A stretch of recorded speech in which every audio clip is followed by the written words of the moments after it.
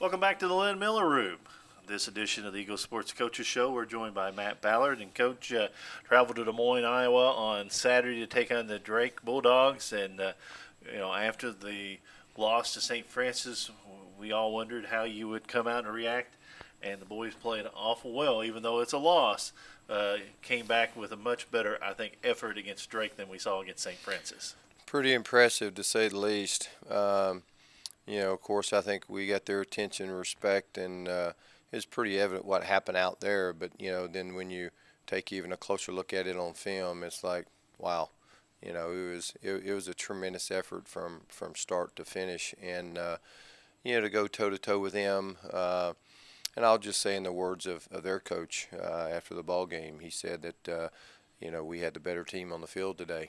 And he says they were lucky, fortunate to win the ball game. We did everything but that, so did some great things in all three phases of the game. I thought we controlled the line of scrimmage, and isn't that saying something? That's a major, major statement, but we did. Very impressive what we did in the run game. Defense played extremely, extremely well. And then probably our best coverage day with our special teams, and our guys came ready to play, and it had that championship flavor. We talked about that all week, that each and every week is a championship ball game. And the sad part about it is the things that kept us from victory on that scoreboard is probably twofold. I mean, when you have two turnovers, a fumble, and then a high snap that gets away from us that they recover, and you give them the ball twice, 17, 18-yard line, I believe it is. That's not good. That's not good. And then I cannot remember the last time we've had 12 penalties. I'm sure some were legit. We know some were legit. Others were still here kind of scratching our head there a little bit. But when Drake has 4 penalties and we have 12, and then our turnover situation there with the fumble and the high snap, that's very difficult to overcome versus anybody. But versus a Drake University football team, it's almost impossible. And then for us to still have a chance to win the football game, we're 30 yards away from a probably easy tying field goal to force that thing in overtime. I would like to have seen that happen.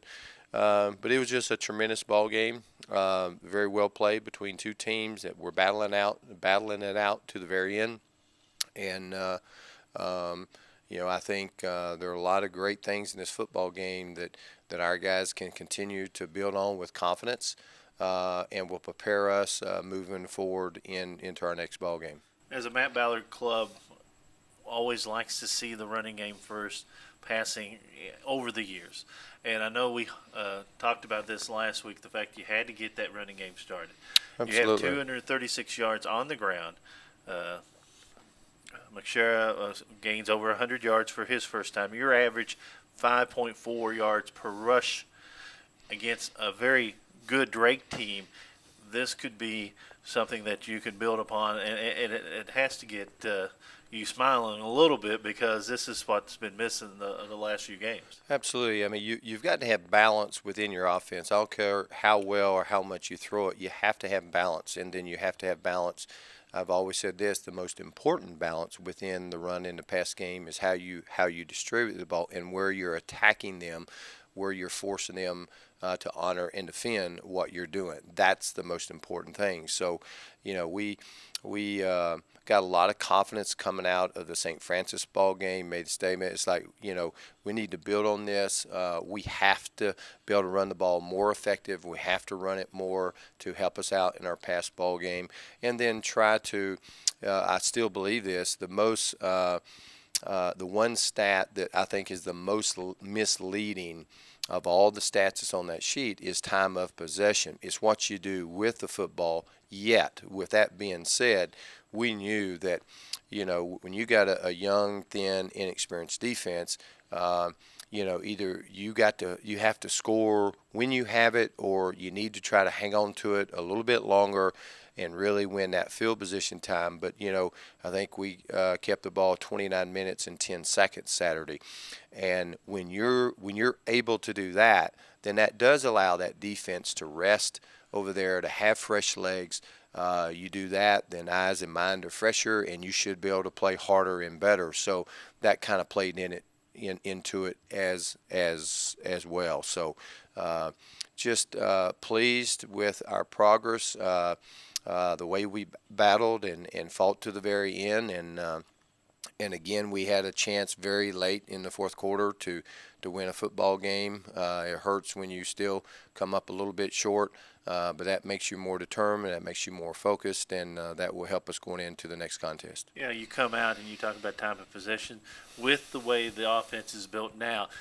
May not be a 8 or 9 minute drive, but Yeah. you put 11 play drive, 81 yards, 5:03 off the clock, and Oh, yeah. that's, as you talked about last week, a couple of drives against St. Francis. It was 3 plays in 53 seconds, or 3 plays in 47 seconds, or something like that. The 5 minute drive, and it paid off with score, is what probably a prototypical drive in this offense. Yeah, absolutely. And in that particular drive, we ran it the whole series until we got down to 25-yard line, play action pass, hit Dante for a touchdown. So, and we've always said that if you run the ball more effective, okay, it helps your play action pass, it helps your screen game. You're able to do basically anything in your offense. The games over the years, the games that we have come up short and we have lost, we have not been able to run the ball.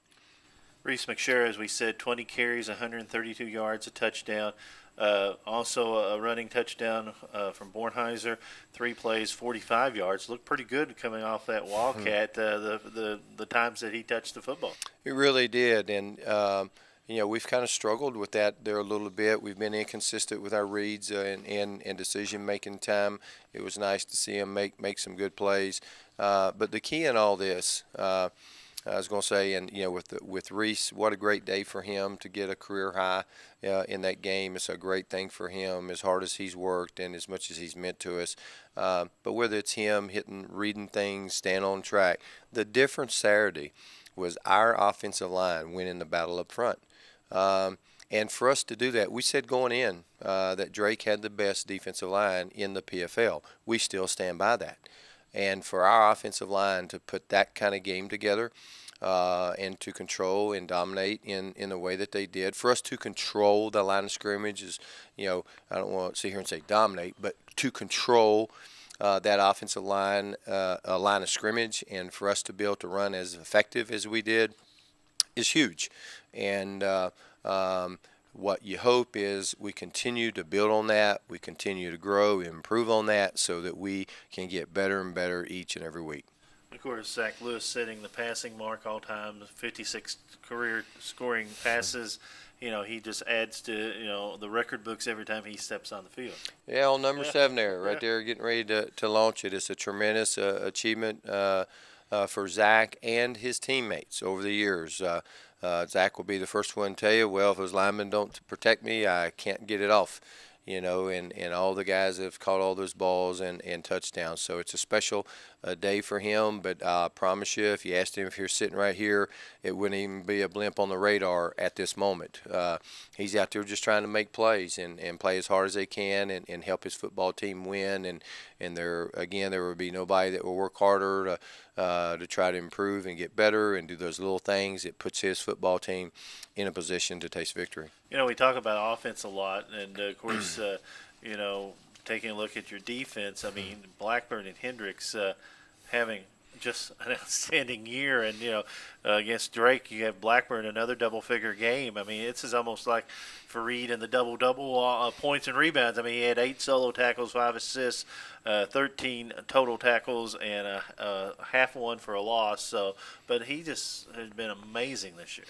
Those guys, here a while back, pointed out with Hendricks just the gear that this young man plays, and he's like that every snap, rep, and practice. And I said, I just love the way he plays. And says, I said, we got to have more guys putting it in that gear, going wide open. And it's amazing what happens when you play like that and just play determined and physical and just lay it all out there on the line. And so him and Blackburn have teamed up and been a pretty good combo there, making a lot of plays for us.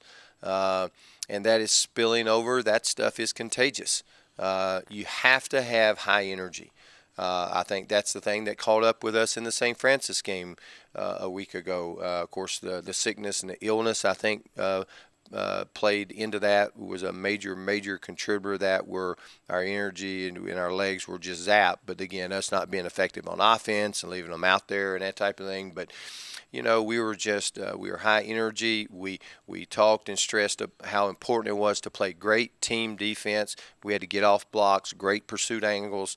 Guys in the perimeter had to break on the ball and be aggressive. You have the returning player of the year in the conference. One of the best quarterbacks in the country, so we had a tremendous task ahead of us. And our guys stepped up to the plate, and they gave everything they had, and we had an opportunity to secure a victory, but just a few minor things that slipped through our grasp. Well, you get a week off, and then, of course, hate to tell you, but 2 weeks down the road, Jacksonville will come to town.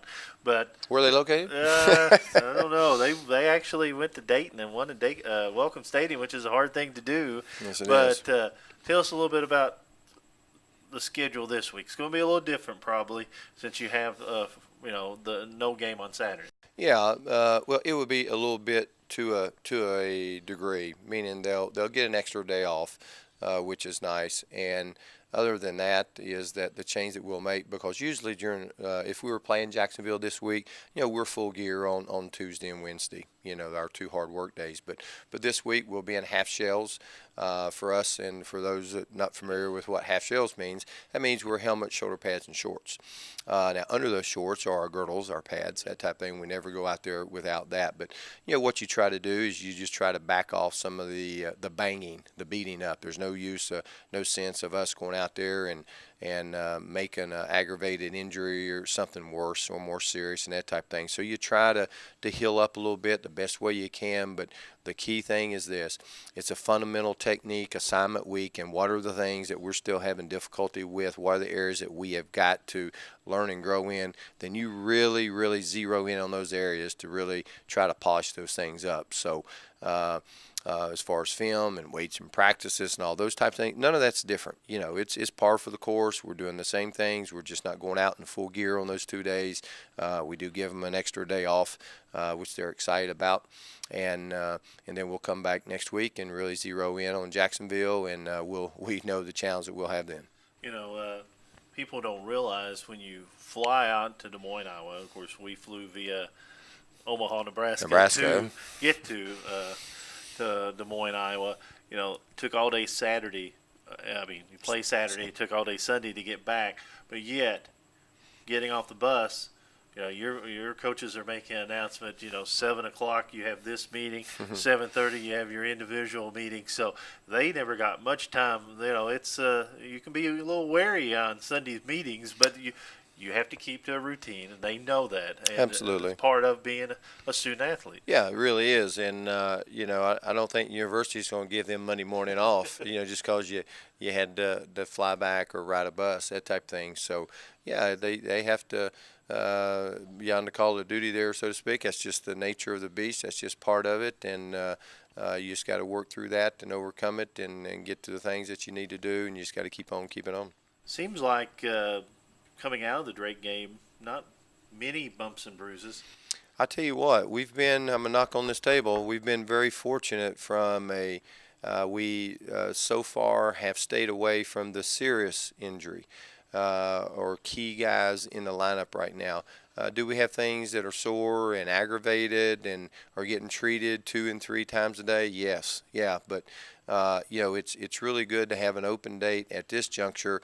We've had years where we don't have an open date through the whole schedule, and that's near impossible, and it just destroys your football team. We wish that this open date was probably a couple games later. Ideally right in the middle or a little bit past that would be the perfect. But this is good because it's leading up to the midway point, and it just helps you to hopefully take care of your body a little bit better and get that thing a little fresh and legs and your mind and body and that type of thing, and hopefully you're a little fresher, and then you can handle the the last part of the season a little bit better. Of course, after you give them a couple of days off this weekend, or give them Saturday off, they get right back at it. Jacksonville comes to town, 1 o'clock kickoff. The first weekend of October, the 5th or 6th, I can't remember right now. But, Jacksonville's a mighty fine ball club. Yes, they are. They're probably as good, better than anybody in our league. They're more athletic. That's the thing with them. Drake with their scheme and their personnel is one matchup problem, and then you just switch and change gears, and it's a different animal, so to speak. Just a lot quicker, faster, more athletic. Their schemes are completely different, so it really presents a lot of problems and challenges for you. And whether it's our league or anywhere in college football or NFL, it's all about matchups. It really is. And then what are going to be your adjustments to handle that, and what situations do you put your personnel in order to have a chance to execute, compete, and be successful. So that's what we're going to work on now. That's what we'll focus on, and we'll have a great plan in place, and we just have to go out and execute it and find a way to pull out a victory. Coach, I know you'll be working, but enjoy your weekend off. Thank you very much. Appreciate it. Matt Ballard, head coach, Morehead State football. We'll come back with more. This is the Eagles Sports Coaches Show.